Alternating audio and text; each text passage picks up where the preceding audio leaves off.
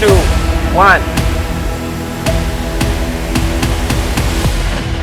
Go!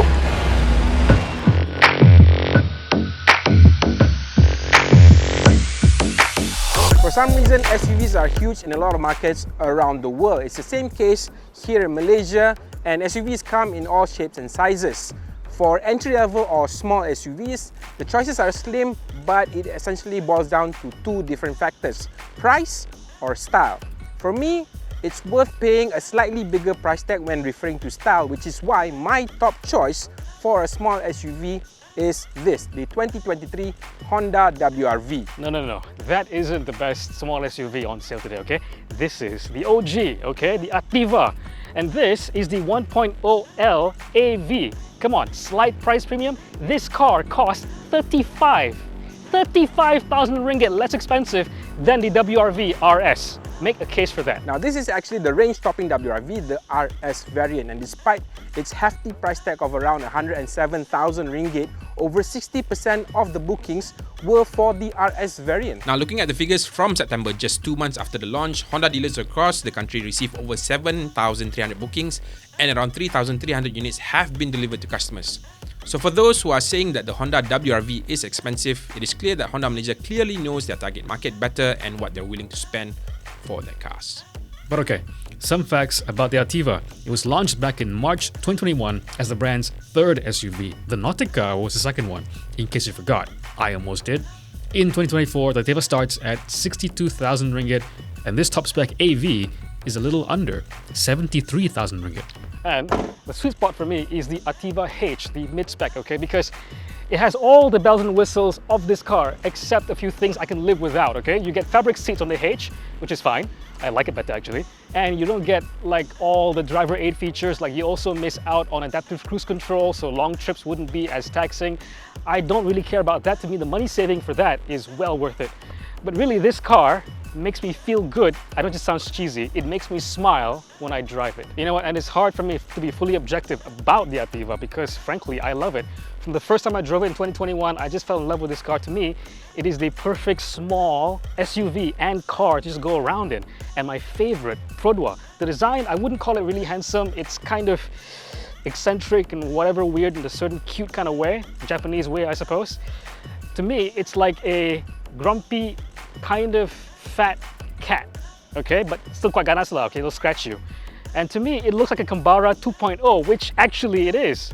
All right, mine is the part-time all-wheel drive or whatever it was. As I've mentioned in the past, I'm not really a fan of SUVs, but if I had to choose one that I really like design-wise, well, the Honda HR-V will be in that very short list.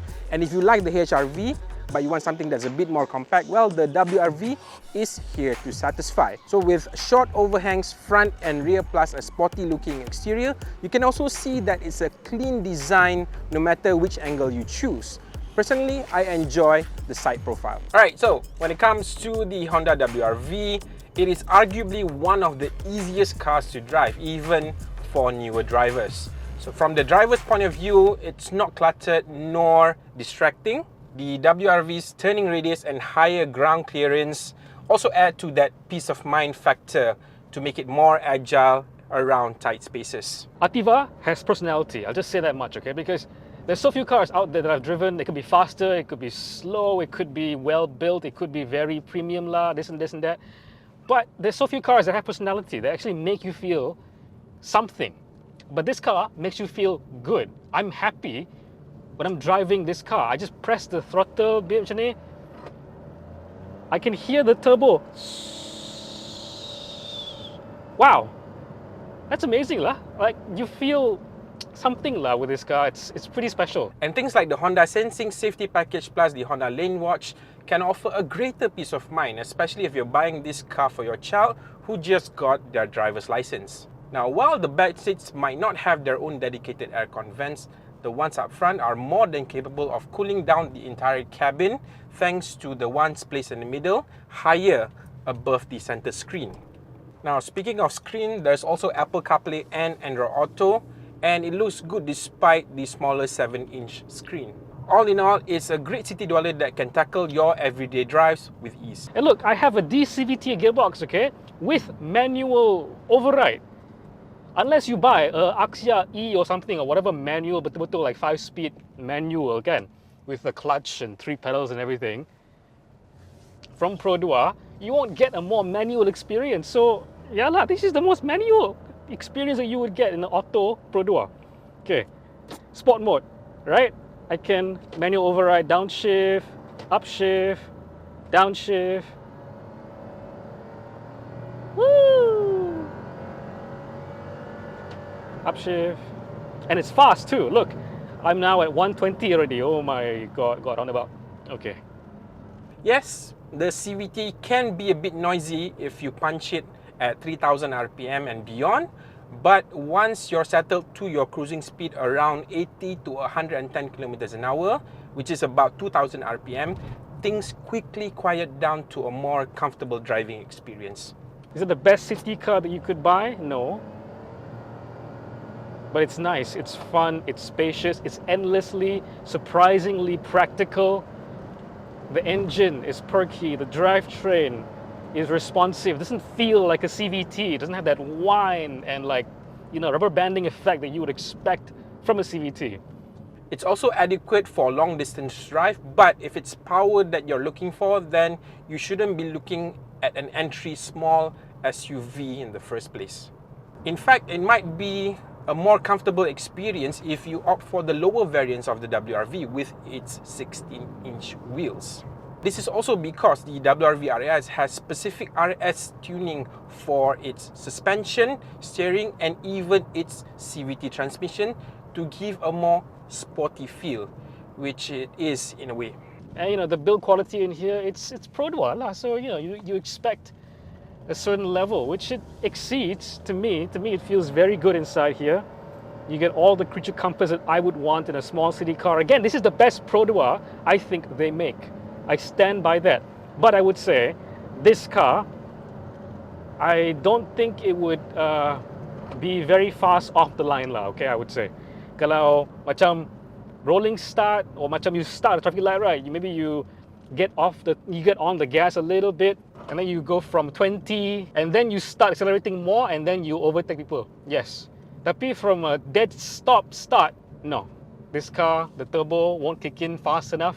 For me, I like its 1.5 litre 4-cylinder double overhead cam iVTEC engine, but there are those who vouch that its more affordable competitor with a 1 litre turbocharged 3-cylinder engine is better. Is it really? I'm looking for a roundabout car, I'm looking for a pasar car, I'm looking for a I don't care car a little bit, around town, go to work car. I'm gonna buy this. Don't be surprised if you guys see me driving Ativa, guys. I might even buy the 1.0X. What color can I get? The blue color is not like available in like the AV, right? The blue color, macam whatever blue color tu. I don't think so. So I think I might have to get the 1.0X, which also still has active safety, macam ASA 2.0. Not bad lah. So before we end the video, we're going to help you answer a very popular question. Which car will win in the drag race? Will it be the Perodua Ativa with its 1 litre turbocharged 3-cylinder engine? Or will it be the Honda WR-V with its 1.5 litre non-aspirated 4-cylinder engine? We've been here before, it's a very familiar scene. Like I was here last time with the Almera, also 1 litre 3-cylinder turbo, and you were in the Vios with a 4-cylinder 1.5 litre, and it turned out a certain way. Will it be a repeat? We'll find out. Yeah, let's go. Hey Sep, do you know what your power and torque is? For the WR-V, it's 121 PS with 145 Newton meters of torque. And for the Ativa is 96 PS je and 140 Newton meters of torque. Okay, ready? 3, 2, 1, go!